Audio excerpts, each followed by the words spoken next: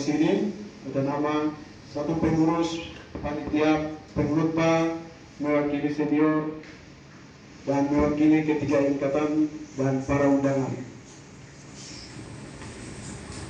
Kita akan mengiringi lalu dengan nyanyian pujian nomor 44 Malam Kudus. Ketika saya baca nama, langsung berdiri dan pasang giling ada depan.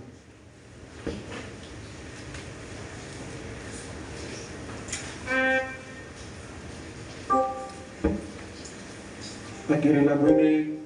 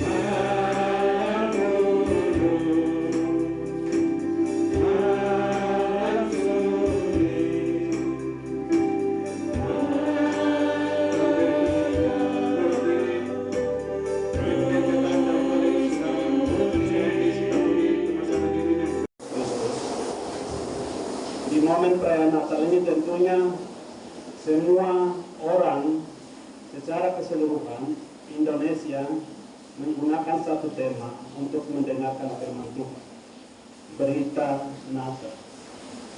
Hampir semua jemaat saya beberapa kali ikut ibadah perayaan Natal, semua dengar dari satu tema ini. Ya, walaupun satu tema, tapi setiap hamba Tuhan menyampaikan dalam konteks atau dengan cara yang berbeda. Ya, saya sudah berkhotbah juga berapa kali dalam bagian ini, 2 kali saya berkhotbah di momen perayaan Natal ini. Ini ketiga saya mengkhotbahkan. Saudara-saudara yang dikasihi oleh Tuhan Yesus Kristus. Jadi tema yang ditawarkan oleh PGI yaitu kemuliaan bagi Allah dan damai sejahtera di bumi. Kemuliaan bagi Allah dan damai sejahtera di bumi. Itu yang ada sekarang. Saudara-saudara yang dikasihi oleh Tuhan Yesus Kristus, dengan situasi keadaan momen yang ada sekarang ini sangat tepat untuk tema ini. Kemuliaan bagi Allah, damai sejahtera di bumi. Kemuliaan bagi Allah dan damai sejahtera di bumi. Saudara-saudara, tempat peristiwa yang pernah terjadi 2000 tahun yang lalu, di mana Kristus lahir di kandangnya Dina. Di tempat ini sedang bergejolak. Orang sedang nyaman, tidak nyaman. Bukan lagi damai sejahtera di bumi, tetapi yang ada perang ada di bumi. Itu yang sedang terjadi kan. Sampai sekarang berbagai negara mereka mendesak untuk menghentikan peperangan ini. Tetapi bangsa Israel, terutama Zionis, pasukan Zionis, mereka tidak mau berhenti untuk melakukan perlawanan atau perang ini. Sampai akar rumput kelompok teroris atau Hamas itu harus dihabiskan tahun November ini. Saudara-saudara, mereka tidak akan merayakan seperti yang kita sedang merayakan di sini. Tetapi mereka, orang Yahudi sendiri sampai sekarang mereka tidak merayakan Natal. Mereka sedang menantikan Mesias yang akan datang. Sementara kita sedang merayakan Mesias yang telah dijanjikan itu telah datang. berbagai peristiwa yang saya sering melihat. Di Yahudi itu ada 3 agama. Yahudi atau Judaisme, atau orang yang sering disebut itu agama Judaisme. Dan juga ada Kristen, dan juga ada Islam. 3 agama yang ada di sana. Tetapi betapa sayangnya kalau di Yahudi sendiri, kalau orang melihat salib atau orang memakai kalung salib, kadang-kadang itu mereka menghina, kadang-kadang mereka menghujat dengan meludahi. Itu yang sedang terjadi. Lalu bagaimana tentang berita kedamaian yang sedang dinanti-nantikan itu datang ke dunia, tetapi mereka menyangkalnya. Ini sulit. Tadi saya coba buka di sebuah TikTok, dan satu pernyataan yang disampaikan oleh Presiden Israel atau Perdana Menteri Israel. Dia menyatakan seperti ini: ada orang sedang merayakan Natal, sementara kami sedang menantikan Mesias yang akan datang. Dia menyatakan seperti itu. Kalimatnya dia tidak terlalu panjang, cuma pendek saja dia ungkapkan. Itu artinya bagi mereka itu pembohongan untuk orang sedang merayakan Natal Kristus yang datang. Sementara bangsa yang dipilih oleh Allah untuk menjadi berkat bagi bangsa-bangsa di dunia ini, mereka sedang menantikan. Tapi nanti pada waktu penggenapan baru mereka akan tahu. Saudara-saudara yang dikasih oleh Tuhan Yesus Kristus, kita fokus kepada pembacaan firman Tuhan tadi, yaitu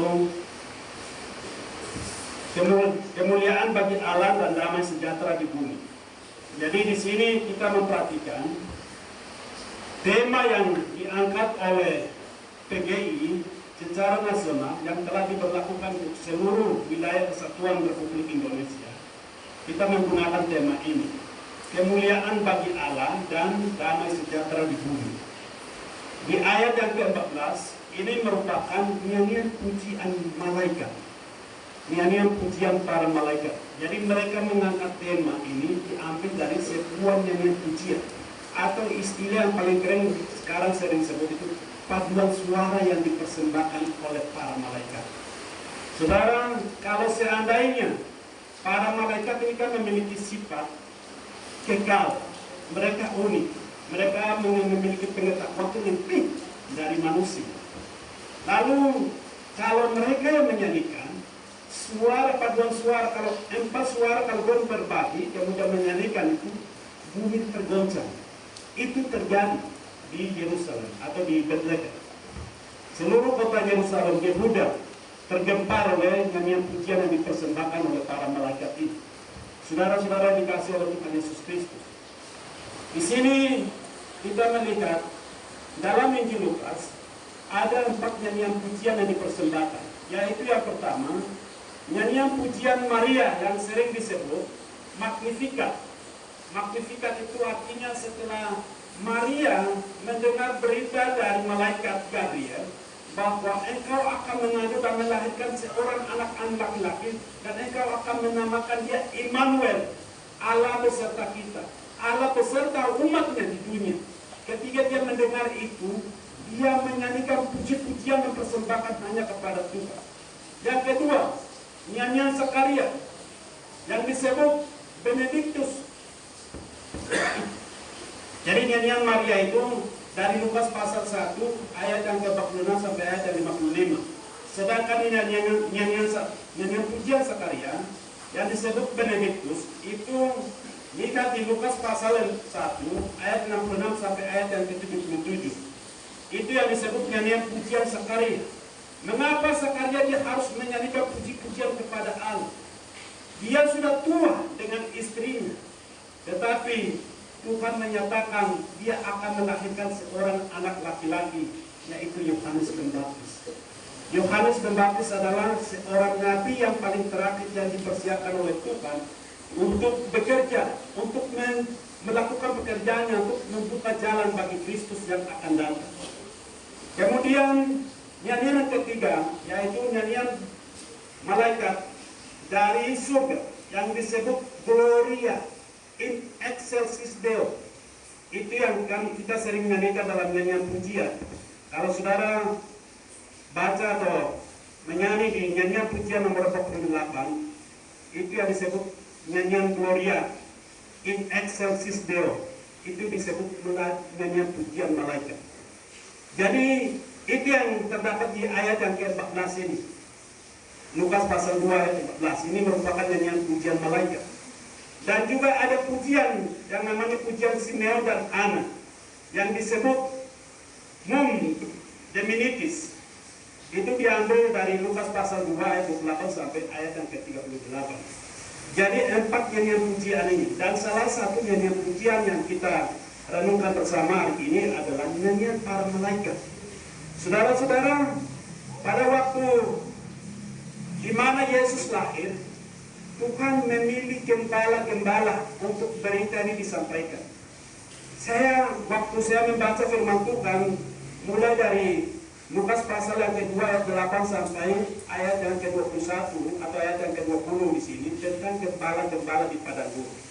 Gembala-gembala yang dimaksudkan di sini bukan gembala umat, bukan gembala yang menggembalakan umat Tuhan, tetapi gembala ternak. Jadi orang-orang Yahuda atau orang-orang Yahudi, kalau orang-orang yang bertugas untuk menggembalakan kawanan domba, itu mereka sering panggil gembala-gembala.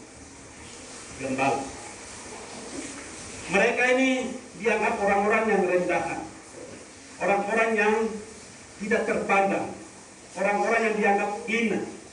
Dan mereka ini adalah orang-orang yang sering dihujat, dibuli oleh orang-orang yang kelas menengah dan ke atas. Dan mereka hidupnya siang malam itu di pinggiran kota, bukan dalam kota. Malam hari mereka ada di pinggiran kota Bethlehem. Mereka sedang menggembalakan kawanan domba. Lalu sinar kemuliaan Tuhan, tiba-tiba malaikat berdiri di tengah-tengah mereka, dan sinar kemuliaan Tuhan menyinari mereka, dan mereka sangat takut dan kaget ketika mereka mendengar atau malaikat. Lalu dia menghibur mereka, jangan takut. Coba perhatikan di ayat yang ke-8 sampai ayat yang ke-10 itu cerita tentang bagaimana malaikat. Lalu siapa malaikat ini? Berbicara tentang malaikat, dalam Alkitab itu ada 7 pemimpin malaikat dengan memiliki tugas yang berbeda dari 7 malaikat itu. Yaitu yang pertama itu Mikael, ada Gabriel, ada Rafael, ada Uriel, ada Sarakael, ada Raguel, dan ada Ramiel. Jadi El semua itu artinya diambil dari kata Elohim, malaikat Tuhan atau malaikat Allah. Dan Gabriel adalah seorang malaikat yang telah ditugaskan. Jadi ada 2 tugas, dia punya tugasnya. Tugas yang pertama itu sering membawa kabar atau berita kepada manusia. Dan malaikat Gabriel ini yang pernah datang kepada Yakub pada waktu dia melarikan diri karena dia mengambil berkat dari kakaknya. Lalu dia pergi melarikan diri. Pada suatu hari dia ambil batu, kemudian jadikan bantal, lalu dia sedang tidur. Dalam mimpinya, dia melihat ada malaikat yang bikin jembatan dari surga sampai di mana tempat dia berada. Lalu dia lihat Tuhan turun di tengah-tengah itu. Itu yang dia dilihat. Dan malaikat itu yang dilihat itu adalah berita yang pernah bawa kepada setiap. Jadi dari perjanjian lama maupun perjanjian baru, mereka punya tugas malaikat. Jadi Gabriel yang berarti malaikat Tuhan. Gabriel dia memiliki artinya pahlawan Allah. Dia disebut pahlawan Allah atau dikatakan pahlawan yang perkasa.